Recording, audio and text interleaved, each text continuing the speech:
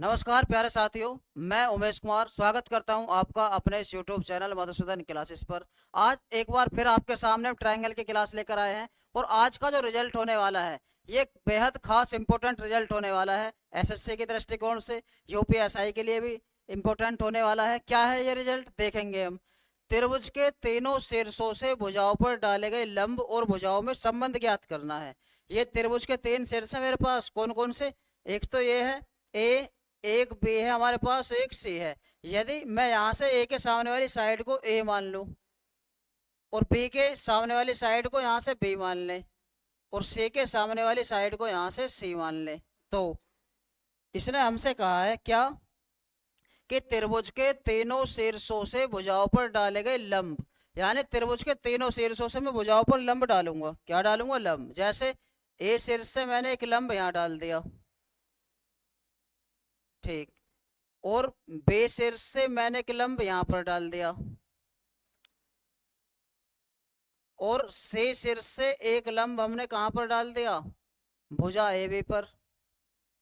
ये तीन लंब हो गए दोस्तों। क्या हो गए? लंब। यदि एक इसे बे से भुजा पर जो लंब डला है, यदि मैं इसकी हाइट मान लो h1, ठीक, और जो इस पर ए सी भुजा पर लंब डला है इसकी हाइट मान ली हमने h2, और जो भुजा ए बी पर लंब डला है ये मान ली अगर हमने h3, तो यहां से मैं त्रिभुज का क्षेत्रफल निकाल सकता हूँ। क्या निकाल सकता हूँ? त्रिभुज का क्षेत्रफल। कैसे? यदि मैं इसे बेस मानू, यहाँ से बेस ए को बेस मानू, तो हमें पता है त्रिभुज का क्षेत्रफल क्या होता है। त्रिभुज का क्षेत्रफल होता है 1/2 बेस। बेस क्या है? A. Base into height. Height क्या है इसके हिसाब से? h1। तो त्रिभुज का क्षेत्रफल ये आएगा। कौन से वाले का? त्रिभुज ए बी सी का ही क्षेत्रफल आएगा ये। त्रिभुज ए बी सी का क्षेत्रफल आएगा। और त्रिभुज ए बी सी का क्षेत्रफल मैं यहाँ से भी निकाल सकता हूँ। कैसे? यदि मैं एक बार बेस इसे मान लूँ ए बी को, किसे बेस मान ले? ए बी को, तो यहाँ से क्षेत्रफल होगा 1/2। बेस क्या है? बी, और हाइट क्या है? अब की बार हाइट ये वाली है h2, तो ये हो जाएगा क्षेत्रफल h2, 1/2 बी इंटू h2। और यदि एक बार और मैं त्रिभुज ए बी सी का क्षेत्रफल निकालूं, कैसे?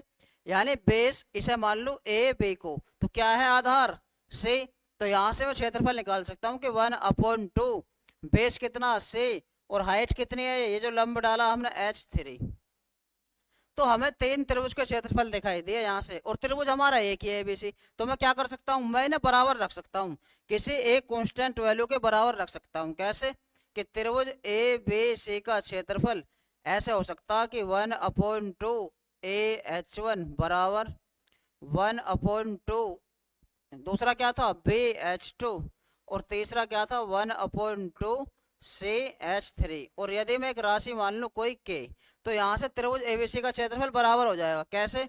यदि हम यहाँ से देखें 1/2 AH1 बराबर 1/2 BH2 बराबर 1/2 CH3 बराबर के। अब 1/2 यहाँ भी है, यहाँ भी है, यहाँ भी है, तो हम इसे खत्म कर देंगे। क्या कर देंगे? खत्म कर देंगे। और क्या लेके चलेंगे यहाँ से?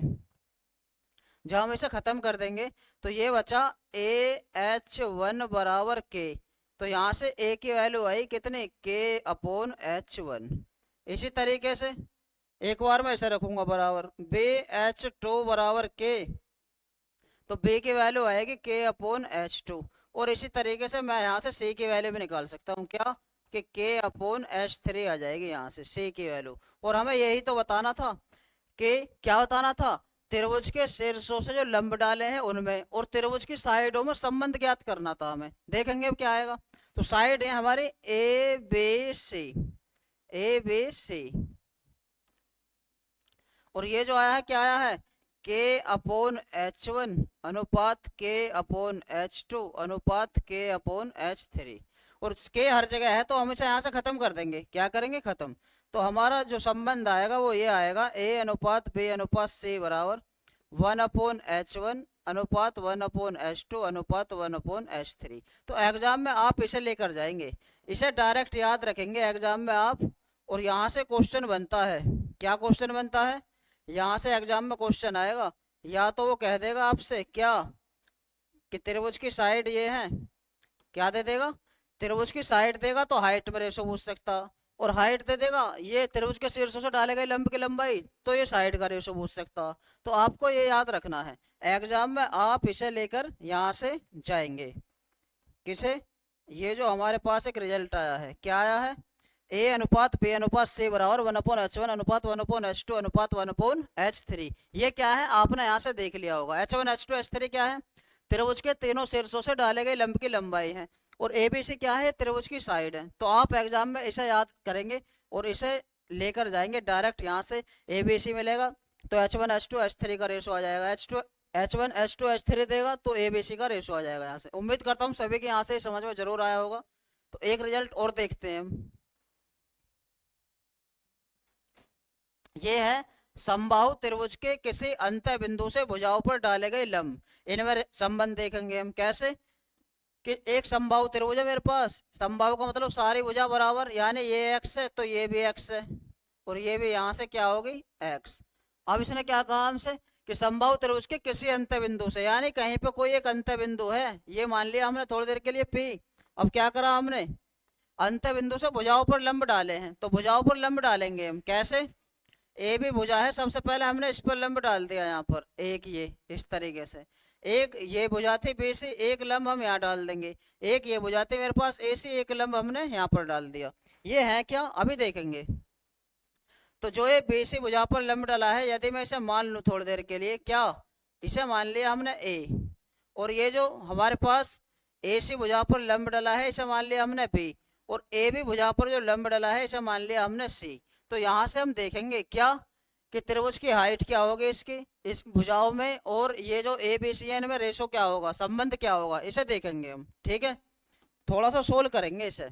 कैसे, यदि मैं यहाँ से शीर्ष सी से एक लाइन खींच दूं यहाँ पर, और एक इस बिंदु से ए से मिला दूं, और एक इसे मिला दूं मैं यहाँ से कहाँ तक, बी तक, तो मुझे तीन चीज नजर आई यहाँ से। क्या, तीन चीज देखने के लिए मिल रही है। यदि मैं यहाँ से एक त्रिभुज देख पा रहा हूँ ये वाला, तो ये त्रिभुज है ए पी सी, त्रिभुज ए पी सी। और यदि एक त्रिभुज इसे देखेंगे हम यहाँ से, तो ये त्रिभुज है कौन सा, ए पी बी, त्रिभुज ए पी बी।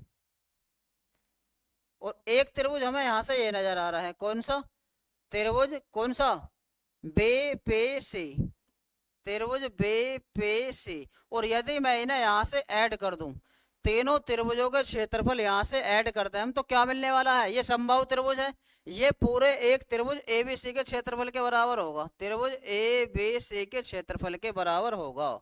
तो यहाँ से हम इसे निकाल सकते हैं कैसे, आसानी से। ये समबाहु त्रिभुज था ए बी सी, तो इसका एरिया हमें पता है रूट 3/4 ए स्क्वायर होता। ए क्या है यहाँ पर साइड, और साइड क्या है यहाँ पर एक्स, तो एक्स स्क्वायर हुआ बराबर।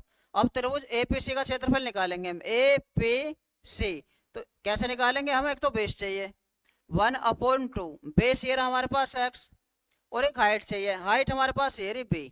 ठीक, अब त्रिभुज ए पी बी का क्षेत्रफल निकालेंगे, ए पी बी, तो एक तो बेस चाहिए हमें एक्स है हमारे पास, और एक हाइट चाहिए, हाइट हमारे पास सी है। इसी तरीके से बी पी सी का निकाल लेंगे, बी पी सी, तो 1/2 बेस एक्स है और हाइट क्या है ए।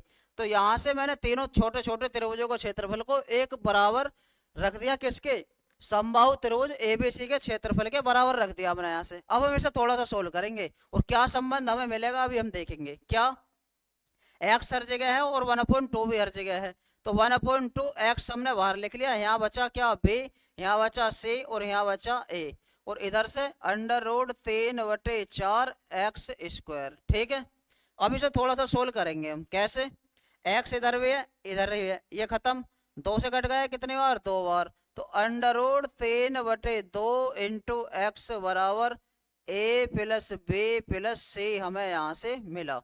अब इससे आपका कहीं पाला पड़ा होगा पीछे जब हमने समबाहु त्रिभुज पढ़ाया था, ये क्या थी, √3/2 इंटू साइड जो थी क्या थी, वो थी समबाहु त्रिभुज की हाइट। याद करो समबाहु त्रिभुज की हाइट क्या थी, √3/2 इंटू साइड, यही तो है, और साइड ही तो है एक्स, तो ये आया √3/2 इंटू एक्स जो है समबाहु त्रिभुज की हाइट है। क्या है, हाइट। तो हमें याद रखना डायरेक्ट जब भी किसी बिंदु से समबाहु त्रिभुज के अंत्य बिंदु से तीनों भुजाओं पर लंब डाला जा रहा हो और उनके लंबों की लंबाई कुछ देगा वो, जैसे हमने यहाँ से ए बी सी मान ली, तो मैं अगर डायरेक्ट इन ऐड कर दूंगा यहाँ पर, तो एक बात याद रखनी है, ये जो तीनों भुजाओं को हम डाले गए लंबों को ऐड करेंगे तो डायरेक्ट समबाहु त्रिभुज की हाइट आएगी यहाँ से, कौन सी, एच बराबर ए प्लस बी प्लस सी। अब एक बात और पता है हमें, यहाँ से मैं एक्स की वैल्यू भी निकाल सकता हूँ, कैसे, एक्स हो जाएगा यहाँ से, ये ऊपर चला जाएगा इधर, तो 2/√3 ए प्लस बी प्लस सी, तो ये हो गई यहाँ से साइड दोस्तों, ये आई समबाहु त्रिभुज की साइड। डायरेक्ट साइड कैसे निकाल लेंगे हम, 2/√3 की गुणा लगा देंगे तीनों डाले गए लंबों को ऐड करके हम, ठीक है। अब यहाँ से हम क्षेत्रफल भी निकाल सकते हैं, कैसे, हमें पता समबाहु त्रिभुज का क्षेत्रफल क्या होता, √3/4 ए स्क्वायर, यानी साइड का स्क्वायर, साइड एरिया हमारे पास, इसका स्क्वायर करेंगे 2 का स्क्वायर 4, और √3 का स्क्वायर करेंगे तो √3 गुणा √3 आ जाएगा, और a प्लस बी प्लस सी का होल स्क्वायर आ जाएगा। यहाँ से सारी चीजें हमें देखने के लिए मिल गई, 4 से 4 खत्म, √3 से √3 खत्म, तो हम डायरेक्ट कह देंगे 1/√3 ए प्लस बी प्लस सी का होल स्क्वायर। एरिया हम यहाँ से निकाल सकते हैं। ए बी सी है क्या, आप यहाँ पर देख पा रहे हैं इस चित्र में कि ए बी सी है क्या, ए बी सी है त्रिभुज के किसी अंत केंद्र से तीनों भुजाओं पर डाले गए लंब हैं। कैसे कैसे, अभी हमने खींचे थे, कहाँ से, ए क्या है, ये बी सी भुजा पर यहाँ एक बिंदु हमने पी माना था, इससे खींचा गया लंब है, और ये बी क्या है, ये भी एक लंब है, और ये सी क्या है, ये भी एक लंब है, तीनों क्या है, ये परपेंडिकुलर लाइन है। तो आपको एग्जाम में यही देगा बस क्वेश्चन में कि समबाहु त्रिभुज के अंत बिंदु से तीनों भुजाओं पर डाले गए लंब की लंबाई दे रखी है, क्षेत्रफल बताओ, तो आपको डायरेक्ट याद रखना 1/√3, तीनों को जोड़कर स्क्वायर कर देंगे, आंसर क्षेत्रफल हमारा आ जाएगा। कैसे, क्षेत्रफल में हम यहाँ लिख सकते हैं इसे, क्या आया, ये आया 1/√3 और a प्लस बी प्लस सी का होल स्क्वायर, क्षेत्रफल हमें यहाँ से मिला, ठीक। और दूसरी बात, ऊंचाई, ऊंचाई हमें ये मिल गई अभी, ऊंचाई h बराबर क्या आई थी कि तीनों को ऐड कर देंगे ऊंचाई आ जाएगी हमारे सामने, तो ये भी हमें मिली यहाँ से, इसे भी डायरेक्ट आपको याद रखना है। और भुजा, भुजा ये आई थी हमारी, कहाँ है, ये रही एक्स, एक्स बराबर भुजा आई थी हमारे पास, एक्स बराबर 2/√3 ए प्लस बी प्लस सी, ये हमारे पास साइड है। तो एग्जाम में आपको ये तीनों चीजें लेके जानी है यहाँ से। उम्मीद करता हूँ ये रिजल्ट आपकी समझ में जरूर आए होंगे, ये बेहद इंपॉर्टेंट रिजल्ट हैं, एसएससी के दृष्टिकोण से भी, यूपीएसआई का एग्जाम होगा उसके दृष्टिकोण से भी, और आरआरबी एनटीपीसी का मेंस एग्जाम जो होगा उसके दृष्टिकोण से भी, ये बेहद इंपॉर्टेंट रिजल्ट हैं, आप इन्हें याद भी रख सकते हैं डायरेक्ट, ठीक है दोस्तों। तो एक रिजल्ट और देखते हैं हम अभी, एक है जब त्रिभुज का एक कोण थीटा हो तो क्षेत्रफल कैसे निकालेंगे, त्रिभुज का एक कोण थीटा है तो हम क्षेत्रफल कैसे निकालेंगे। जैसे कि हमारे पास ये त्रिभुज है, कैसा, ए बी सी, त्रिभुज ए बी सी हमारे पास एक है, त्रिभुज ए बी सी, इसका एक कोण दे रखा, मान लो कोई सा, मान लो ये कोण दिया हुआ ए पर बना हुआ थीटा, तो हम इसका एरिया कैसे निकालेंगे, यहाँ से यहाँ तक यदि मैं मान लूँ ये ए है, ये वाली साइड बी है, और ये वाली साइड मैंने मान लिया सी है, और मुझे ये एंगल दिया हुआ ए पर जो बना हुआ, तो मैं इसका एरिया कैसे निकालूंगा, हम देखेंगे साइन रूल हमने पढ़ रखा है, तो त्रिभुज ए बी सी का हम एरिया यहाँ से निकाल सकते हैं, कैसे, यदि ये वाला एंगल दिया हुआ तो मैं कहूँगा 1/2, ये एंगल कौन कौन सी साइडों से मिलकर बनना, एक तो बेस है और एक शीश है, तो मैं यहाँ से कह दूंगा 1/2 बी सी साइन, किस पे बनना, ए पे, तो साइन ए कर दूंगा, यहाँ से त्रिभुज ए बी सी का क्षेत्रफल आ जाएगा। और ये थीटा कहीं बन सकता है दोस्तों, यहाँ भी तो बन सकता है बी पर, तो ये कौन से इस पर बन रहा, बी पर, अब की बार ए से और सी से मिलकर बना है, तो मैं इसे भी कह सकता हूँ यहाँ से कि त्रिभुज ए बी सी का जो क्षेत्रफल होगा 1/2 किस किस से मिलकर बनना है, ए से और सी से, ए सी साइन भी लिख दूंगा यहाँ से, ठीक। और ऐसा भी हो सकता कि थीटा ये कहाँ बन सकता है, यहाँ भी बन सकता है सी पर, तो अब की बार इन दोनों साइडों से मिलकर बना है, तो मैं लिख दूंगा त्रिभुज ए बी सी का जो एरिया होगा कैसे होगा, 1/2 किस किस से मिलकर बना है, ए से और बी से, और कौन से शीर्ष पर, साइन सी पर, तो यहाँ से हम साइन रूल लगाकर इस तरीके से त्रिभुज का क्षेत्रफल भी निकाल सकते हैं। ये भी बेहद खास इंपोर्टेंट रिजल्ट है, इन्हें भी आपको याद रखना है। और एक है हिरोन्स फॉर्मूला, ये हिरोन्स फॉर्मूला क्या है, ये जब हमारे पास कोई विषमबाहु त्रिभुज हो, विषमबाहु का मतलब क्या है, विषम बाहु का मतलब है एक ऐसा त्रिभुज हो जिसकी तीनों साइड अलग अलग हो। जैसे ये यहाँ से यहाँ तक ए है, ये यहाँ से यहाँ तक मैंने बी मान ली, और ये यहाँ से यहाँ तक सी, तीनों भुजाएं अलग अलग हैं। तो हम इस तरह के त्रिभुज का क्षेत्रफल कैसे निकालेंगे? सबसे पहले निकालेंगे एस। एस क्या है? एस है त्रिभुज का अर्ध परिमाप। कैसे निकालेंगे? अर्ध परिमाप। ये निकलेगा पूरे इन्हें जोड़ दूंगा यदि मैं साइडों को, तो पूरा परिमाप आ जाएगा यहाँ से ए प्लस बी प्लस सी, और अर्ध का मतलब आधा है तो आधा और कर दूंगा, क्या आ जाएगा? अर्ध परिमाप ही आ जाएगा। इसका मतलब ये है त्रिभुज का अर्ध परिमाप। क्या? कि S बराबर A plus B plus C by 2। और हेरोन्स फॉर्मूला ये कहता है, आपने बचपन में पढ़ा होगा, क्या ये कहता है कि अंडर रूट में S इंटू एस माइनस ए, एस माइनस बी और एस माइनस सी, ये है हेरोन्स फॉर्मूला। ये आपको डायरेक्ट याद रखना है। अब एस क्या है? जहां एस क्या है? एस है त्रिभुज का अर्ध परिमाप। अभी देखा था हमने त्रिभुज का अर्ध परिमाप। और ए बी सी क्या है? ए बी सी है त्रिभुज की साइड। ए बी सी त्रिभुज की तीनों भुजाएं हैं, त्रिभुज की तीन भुजाएं हैं। तो यहां से हेरोन्स फॉर्मूला भी आपको याद रखना है, एग्जाम में यहां से क्वेश्चन बनते हैं।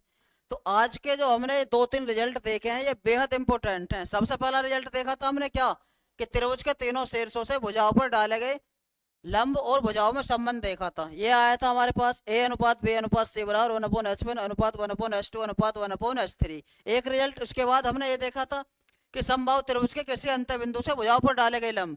कोई समबाहु त्रिभुज था हमारे पास, उसके अंत्य बिंदु से तीनों भुजाओं पर लंब डाले थे, तो क्या मिला था? यदि वो तीनों भुजाओं पर डाले गए लंबों को मैं ऐड कर दूं डायरेक्ट, तो हमें यहाँ से h मिलेगा, यानी समबाहु त्रिभुज की हाइट मिलेगी। और यहाँ से हमने सारी चीजें देख ली। और ये एफ साइड कैसे निकालेंगे? 2/√3 की गुणा लगा दें इन तीनों लंबों को जोड़कर, तो यहाँ से साइड भी निकल जाएगी। और क्षेत्रफल कैसे निकलेगा? 1/√3 ए प्लस बी प्लस सी का होल स्क्वायर। यहाँ से हम इसे डायरेक्ट याद रखेंगे। और उसके बाद ये देखा था हमने, यदि दो साइडों से मिलकर कोई थीटा बन रहा है और दो साइड दी है वो वाली, तो हम एरिया कैसे निकालेंगे? साइन रूल लगा देंगे वहां पर। ये देखा था। ये सारे ही रिजल्ट बेहद खास इंपोर्टेंट रिजल्ट हैं दोस्तों, एग्जाम में आप इन्हें सही से याद करके जाएं। तो दोस्तों कैसी लगी आज की हमारी ये क्लास? कमेंट के माध्यम से जरूर बताएं, और हमारे इस क्लास को ज़्यादा से ज़्यादा लाइक करें, शेयर करें, और हमारे इस मधुसूदन क्लासेस के यूट्यूब चैनल को ज़्यादा से ज़्यादा सब्सक्राइब करें। मिलते हैं कल अपने एक इसी नई क्लास के साथ, इसी तरह की नई क्लास के साथ। तब तक के लिए धन्यवाद।